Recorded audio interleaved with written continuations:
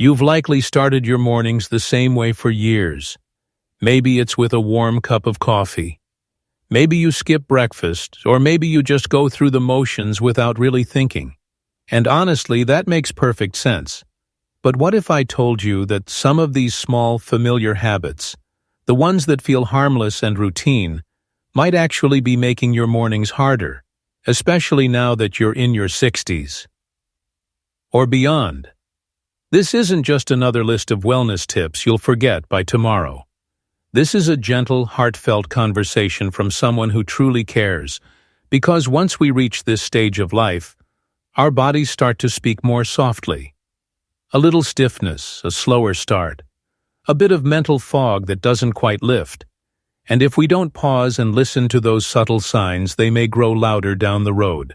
So today I want to walk with you kindly and thoughtfully through 6 common morning habits that many older women do every day.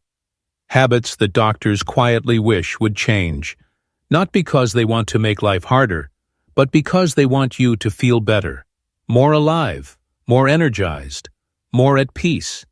And don't worry, I'll also show you what you can do instead. Small nurturing shifts that can bring more light, more steadiness, more calm into your mornings, because here's something we don't hear enough. Your morning is more than a routine.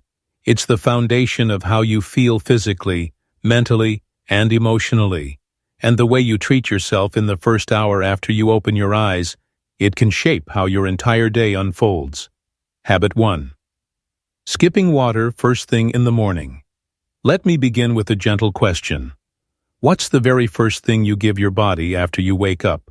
For many women in their 60s or older, the answer is a familiar one. Coffee or tea. And I completely understand there's something comforting about that warm cup. It's not just a beverage, it's a moment of peace. A ritual that's been part of your mornings for years. But here's what most of us never realize. If you're not, drink. A full glass of water right after waking, you're starting your day already. One step behind you. See, your body has gone 7, 8, maybe even 9 hours without any fluids. That's a long time, and as we get older, our natural sense of thirst fades. Just because you don't feel thirsty doesn't mean your body isn't asking for help. What does that mean for you in real life? Dehydration in your 60s and beyond can quietly show up as morning headaches, low energy, foggy thinking, dry skin, constipation, or even stiff aching joints. In fact, even mild dehydration has been linked to memory lapses, balance issues, and slower concentration in older adults. And yet many women never suspect it could be something as basic and as fixable as not drinking water. Here's something you might not hear from your doctor: reaching for coffee before water. That habit can actually make dehydration worse. Caffeine acts as a diuretic. It encourages your body to flush out even more fluids, so that first sip might feel like it's waking you up, but it's also pulling moisture out of your system when you need it most. Now here's the encouraging part. This is one of the easiest habits to shift. Starting your morning with just 1 glass of water, 8 to 12 ounces, is enough to refresh your cells, help your digestion get going, and gently energize you from the inside out. Some women even notice clearer thinking and fewer aches after just a few days of doing this consistently. Want to take it a step further? Add a slice of fresh lemon or a tiny pinch of sea salt. Lemon gently stimulates your digestion, and sea salt, real mineral-rich salt, can help your body absorb water more effectively. That's especially helpful if you often feel low on energy or get leg cramps in the morning. Here's a simple way to build the habit. Before bed, place a glass of water on your nightstand. When you wake up, it's already waiting for you. No decision to make, no task to remember. Just reach, sip, and begin your day with intention. Let water be the first thing your body receives, not your phone, not the news, not even your to-do list. Because this isn't about being perfect. It's not about following trends. It's about giving your body one small act of care the moment you open your eyes over time. That one simple shift can mean fewer aches, clearer thoughts, and a much better start to each and every day habit. 2. Reaching for your phone first thing in the morning. Let me ask you something personal. What's the very first thing you do when your eyes open for many of us? Especially these days, the answer comes quickly. We grab the phone sometimes before we've even sat up in bed.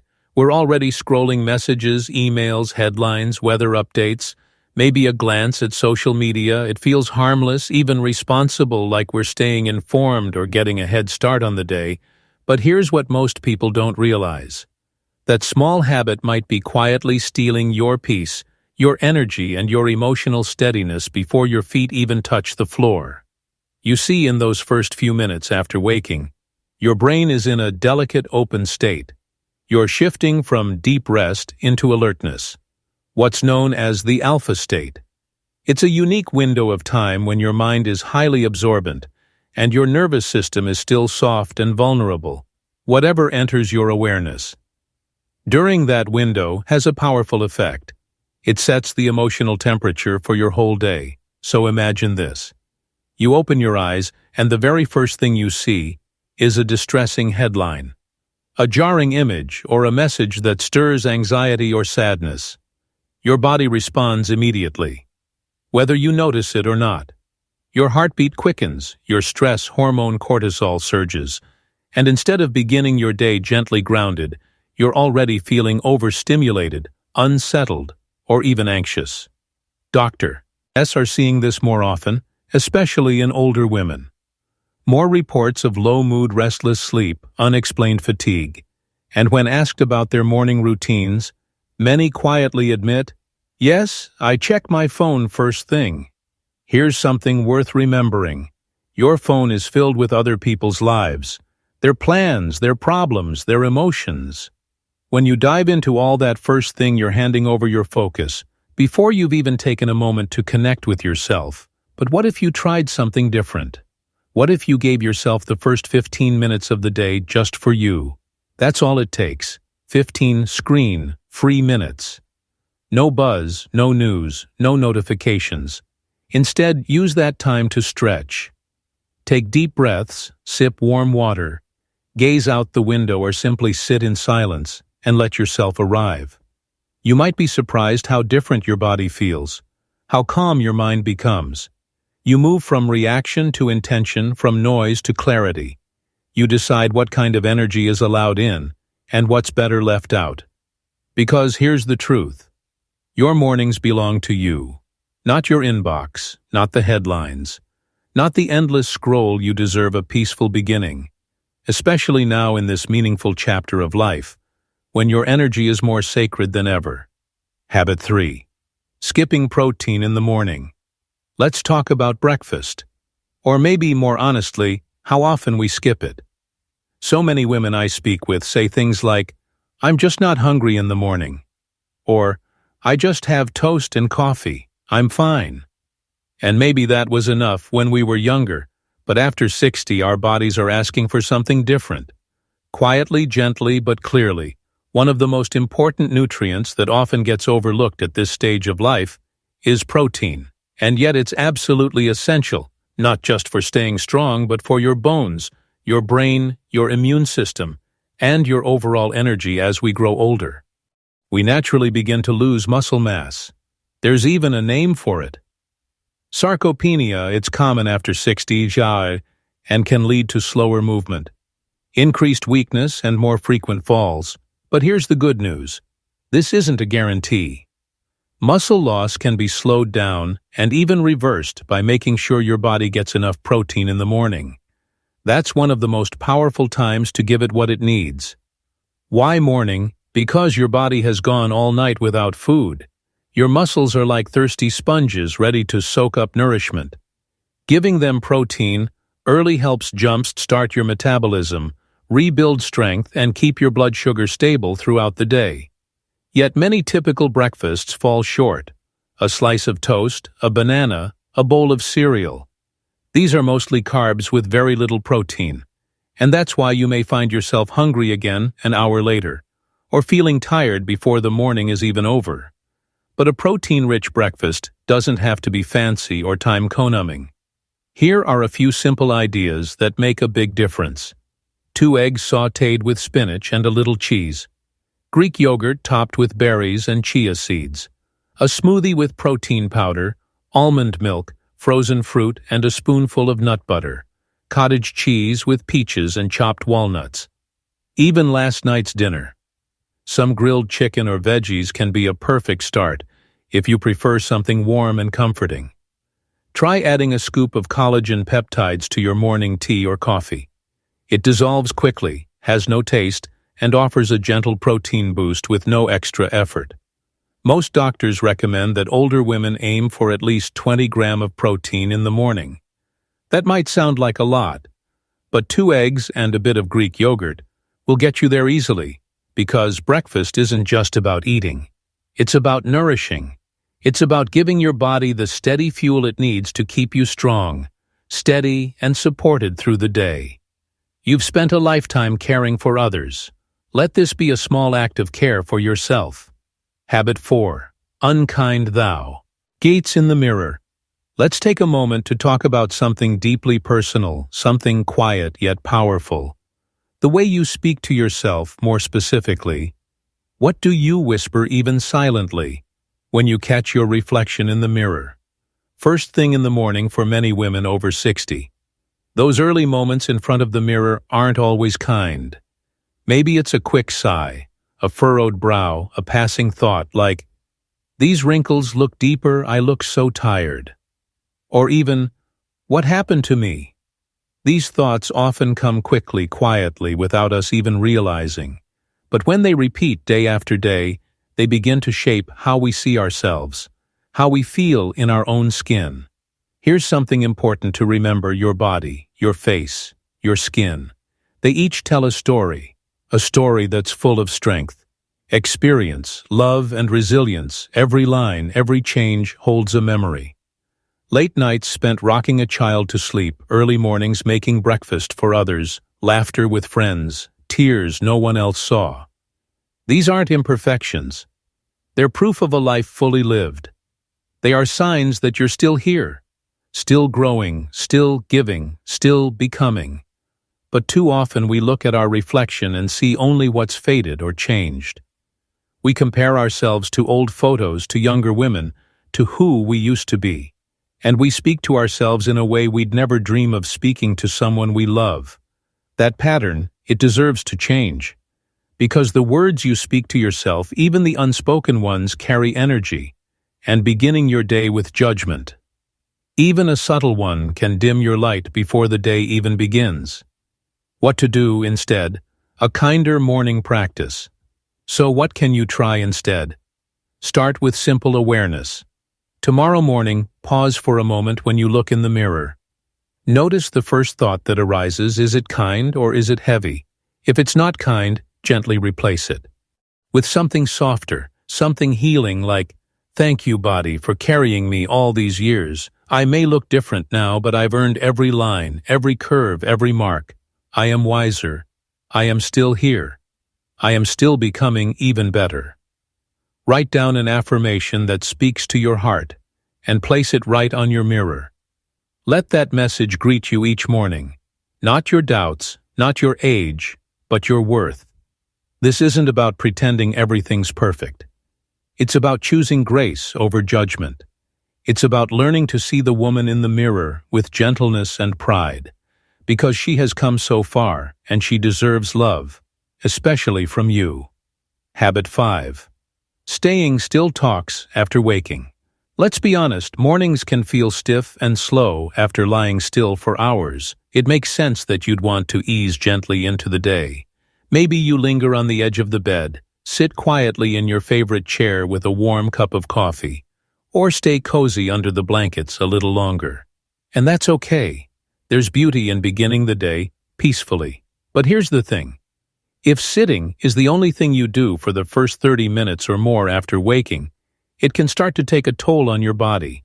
Especially as the years go by after 60, movement isn't just helpful, it's necessary.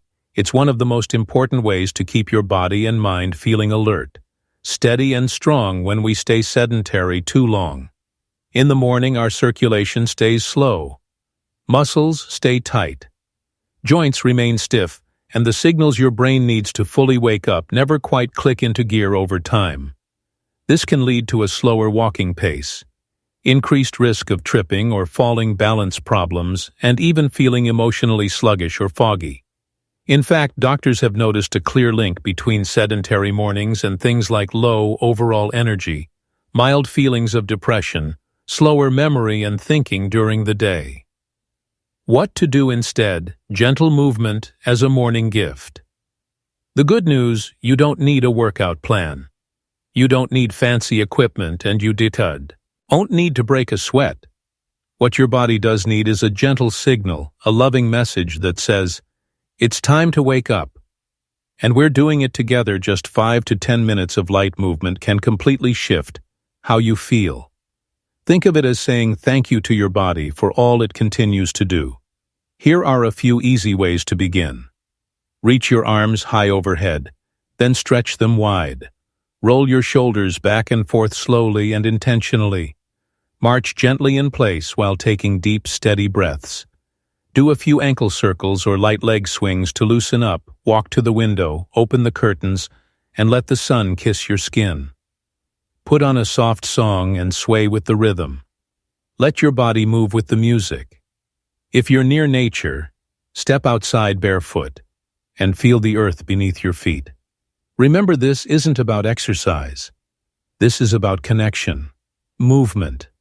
In this season of life is a way to honor the systems inside you, your heart, your lungs, your bones, still doing their beautiful work.